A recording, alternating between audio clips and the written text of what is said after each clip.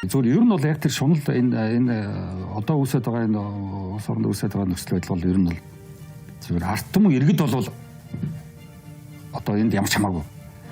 Энэ шунал гэдэг аюул бол Монгол ардын нам болон арчилсан нам гэсэн энэ хоёр нам дээр л явагдаж байгаа. Энэ хоёр намын гишүүд болон энэ хоёр намын одоо тэргүүлэх удирдах хүмүүс. Тий. Энэ хэдэн одоо 100 мянган мó 200 мянган хүний дотор л явагдаж байгаа. Тэдний л одоо аж амьдрал улс орон арт түмнээсээ тасагдсан намын гишүүдээр өөрсдөө сонгуулдаг. Ер нь бол арт түмэн сонгохгүй байгаа шүү дээ. Намын гишүүд л сонгоод, намын гишүүдээр бүх одоо сонгох үйл ажиллагаа хийлгээд тэгээд нэг юм нэг нийгмээс тасарсан, вакуумчсан, цус ойртсон энэ хоёр намын гишүүдийн нийлсэн энэ бүлэглэл яваад байна шүү дээ. Тэгээд дээрээ нэг хэдэн үнээр давжсан. Тэд нар баяждаг, доошоо нөгөөдүүлээгээ хоололдог.